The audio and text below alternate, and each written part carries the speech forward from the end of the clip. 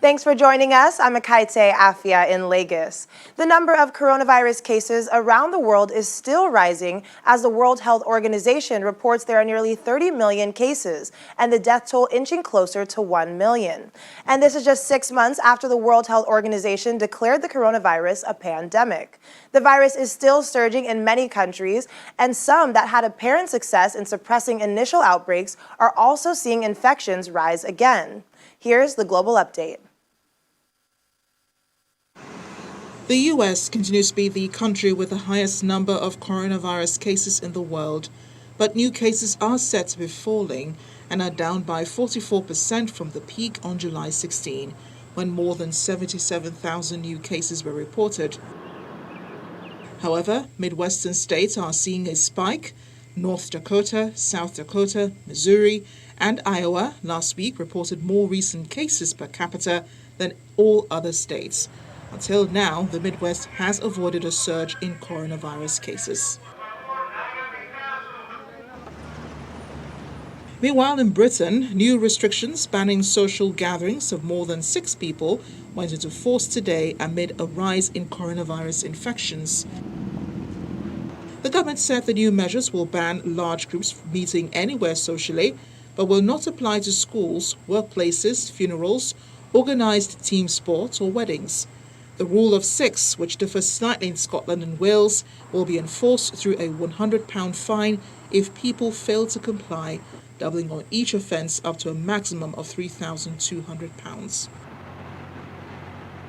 Head of Paris Hospitals has warned that the number of COVID-19 cases doubling every 2 weeks in the French population could end up with more care units being saturated.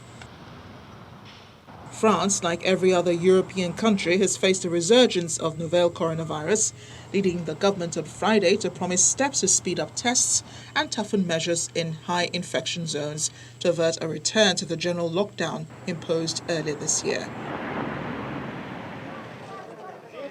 Former Italian Prime Minister Silvio Berlusconi left hospital today after overcoming the coronavirus, saying he survived the most dangerous challenge of his life.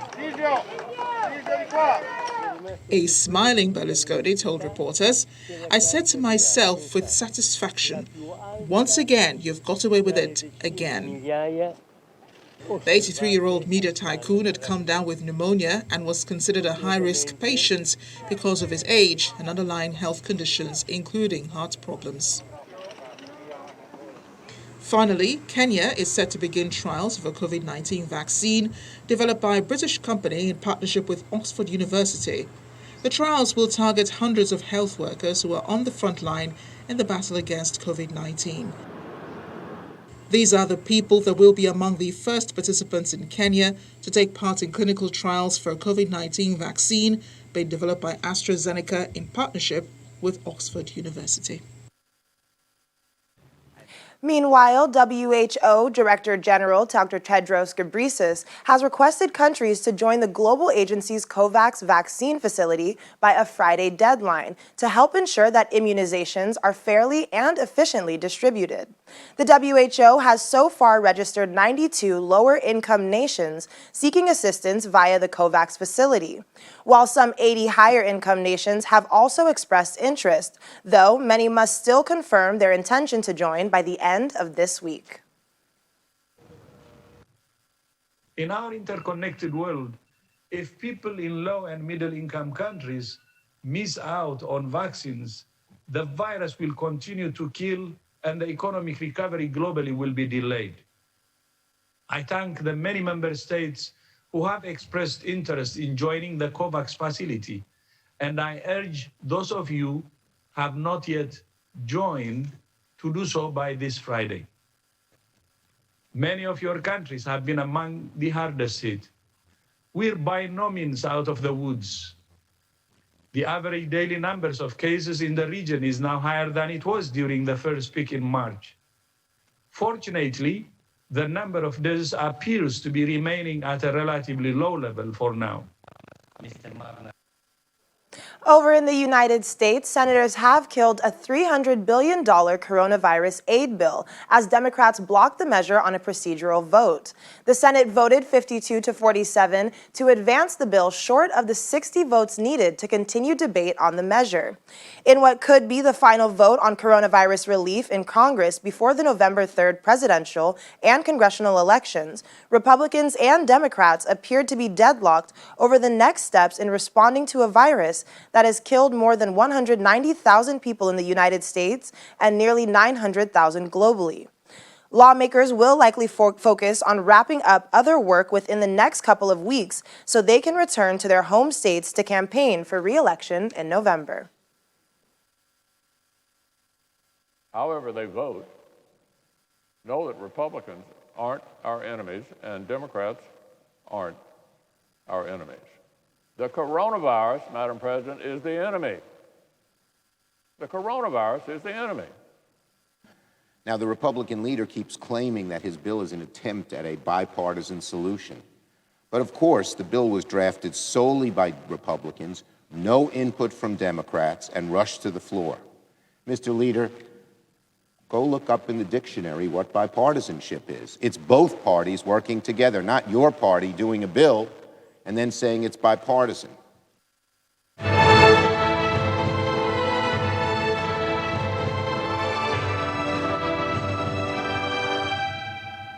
The Russian and Belarusian presidents have agreed on a $1.5 billion loan for minks, but say the people of Belarus need to resolve the current crisis by themselves. The comment comes following talks between President Vladimir Putin and Alexander Lukashenko in Sochi, Russia. President Putin says the loan is based on the turn of domestic political events in neighboring Belarus and want the country to solve its issues without pressure from outside. He encourages dialogue, which would help them to come to a common decision. President Lukashenko has commended the Russian president, calling him a very honest and humane person. Meanwhile, the United Nations Human Rights Chief, Michelle Bachelet, says her office has been receiving alarming reports of the repression of peaceful demonstrations. The Human Rights Council has agreed to hold an urgent debate on the human rights situation following a request from the European Union, represented by German Ambassador Michael Ferrer, von Eugen Sternberg. The Council's president says 25 members of the Council voted in favor and 2 against, with 20 abstentions, meaning the motion was adopted, but was objected to by the Belarusian ambassador. The debate holds on Friday. In Belarus, we continue to receive alarming reports of the ongoing violent repression of peaceful demonstrations by hundreds of thousands of people from every walk of life, notably women. Reports continue to indicate unnecessary or excessive use of force by law enforcement officials, thousands of arrests, many of them apparently arbitrary, and hundreds of allegations of torture or ill treatment, including against children, with some reports indicating sexual violence. Recently, abductions by unidentified individuals of people associated with the opposition have also been reported. Journalists reporting on the protests also continues to be targeted for arrest and harassment. There has been limited evidence of any steps by the authorities to address these reports. Shifting to another development, Russian opposition leader Alexei Navalny is said to have been taken off a ventilator and can leave his hospital bed. Doctors treating him at the Charité Hospital in Berlin gave the update this morning via a tweet. It said he continued to improve and was currently undergoing mobilization and is able to leave his bed for short periods of time. Meanwhile, the German government has announced that laboratories in France and Sweden have tested samples from the Kremlin critic. Germany's Foreign Minister Heiko Maas says the fact that the independent laboratories in other countries have confirmed Germany's conclusion that Navalny was poisoned with a Russian military nerve agent should bring an end to the criticism of Germany's findings. Joining us now is VOA's Charles Maines in Moscow. Charles, it's great to see you. Good to be with you. So President Lukashenko and Vladimir Putin share a special bromance, seeing that they are both meeting over the protests in Belarus. But talk to us about the $1.5 billion loan and how that is meant to be dispensed. Well, it's interesting you mentioned the bromance because surprisingly, these two leaders are rumored to not get along particularly well, and the body language today kind of told the story. In an appearance before cameras, this is for Russian state TV. They gave extended opening remarks, and Lukashenko was wiping his brow nervously while Putin offered limited support. He said essentially, "We'll back the status quo for now." Yes, you mentioned this $1.5 billion loan. It's nothing to it's quite a bit of money. But there's been no specifics on where that money will go. Putin also offered some military support, but this is, of course, an existing security agreement that the two sides have.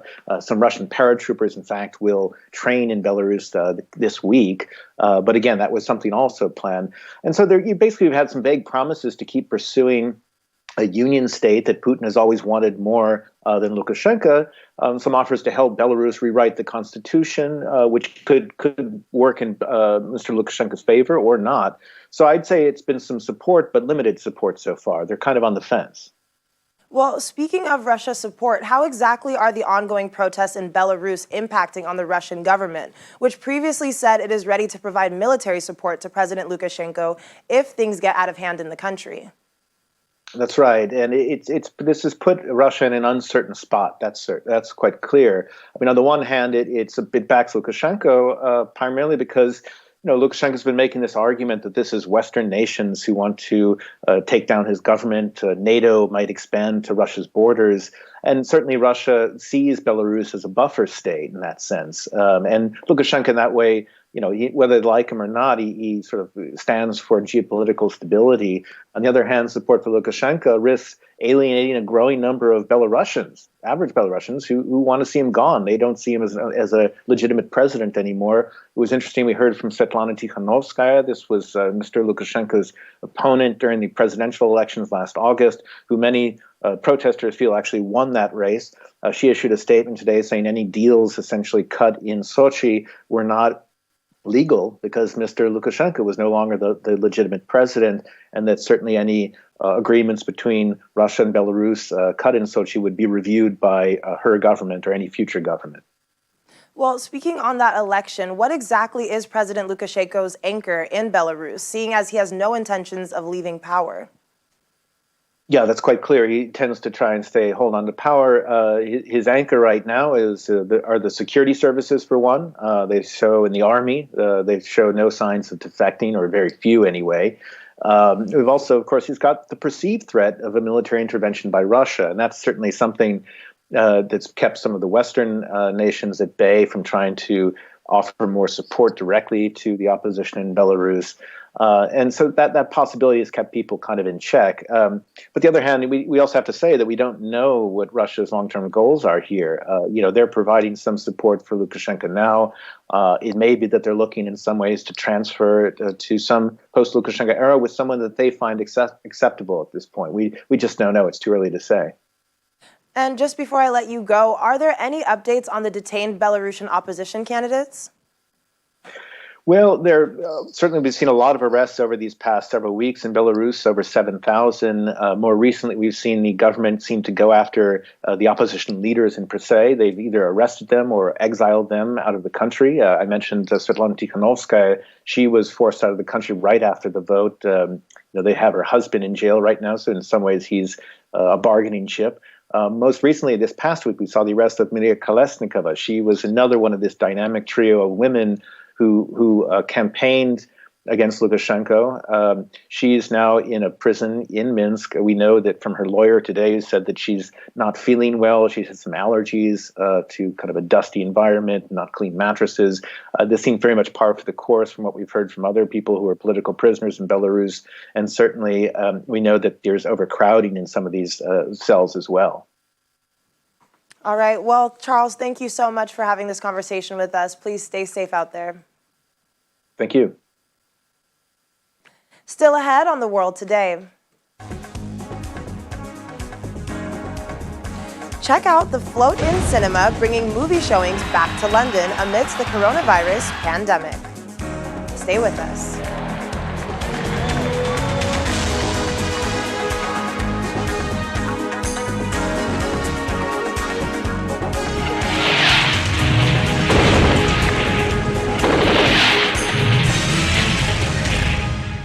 for staying with us. You're watching The World Today on Channels Television.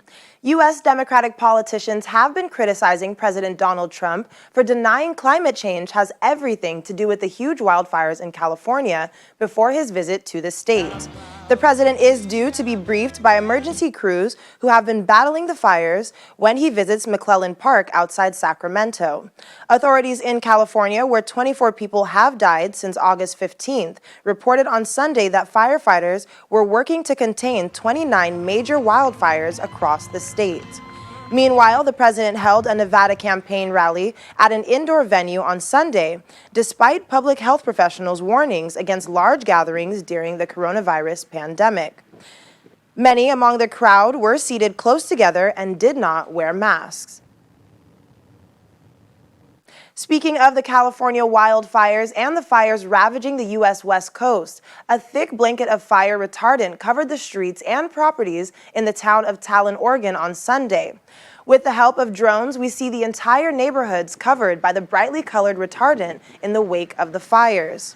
A blitz of wildfires across Oregon, California, and Washington has destroyed thousands of homes and half a dozen small towns this summer, scorching more than 4 million acres and killing more than 24 people since early August.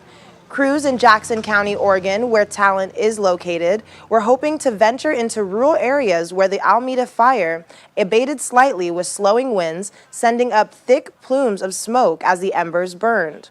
From Medford through the neighboring communities of Phoenix and Talon, an apocalyptic scene of charred residential subdivisions and trailer parks stretch for miles along Highway 99. Folks who have been evacuated in Clackamas County.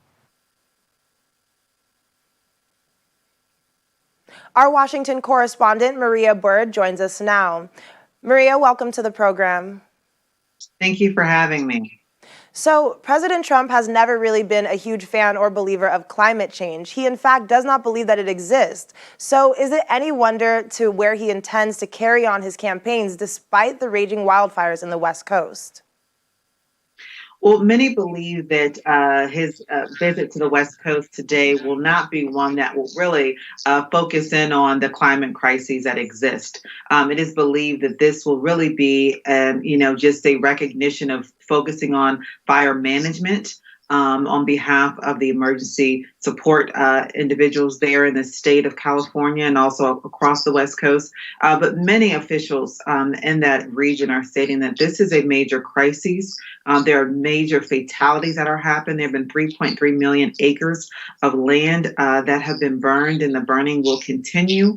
And so there is not much hope for his acknowledgement of the climate crises that exist. Well, let's talk a little bit more about those fires. We understand that hectares of lands have been destroyed. Is there any idea how much more destruction could take place and how badly the area and residents could be affected? Well, until they're not at a point where they have to evacuate individuals, and there's still evacuations happening across the region, and they're expecting that these wildfires will continue unless we have some real major rain that comes into the area, some things which could potentially slow down. I mean, there's extreme heats in parts of California, then there's extreme winds, and so where it's really a combination and a perfect storm that's occurring in that region at this time. And so until we can see some major rainstorms come in to potentially designate some of those fires that exist, there's really not anything that they are seeing at this time that could potentially lead us to an end to these wildfires. Well, let's shift back to the campaigns. We have seen the president's campaigns recently, and the wildfires are not the only concern. There's also this possibility of that these campaigns could become hotspots for the coronavirus. So does the Trump campaign care about spreading the coronavirus rather than containing it, with the U.S. being the country with the highest number of cases in the world? Well, again, I mean, we know where the president has stood as it relates to the coronavirus.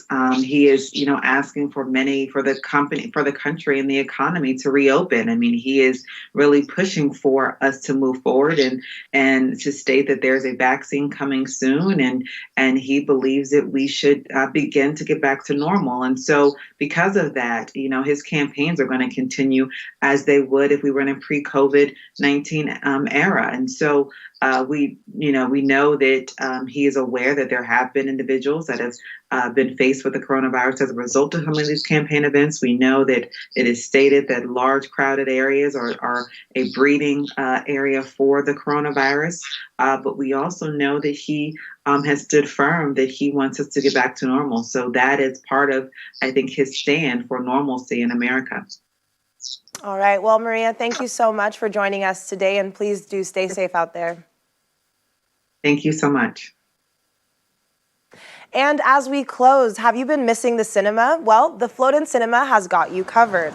Rolled out earlier this month, it aims to bring London City's film industry back to life, with majority of its audience on boats. However, each boat can only carry groups of 6 people from different households, in line with the government guidance. While cinemas across the UK were allowed to reopen in July, with social distancing rules and face masks, organizers of the Float-In cinemas say they had to get creative. So you can hopefully enjoy your favorite movie while taking a pleasurable boat ride. And that sounds like a win-win to me.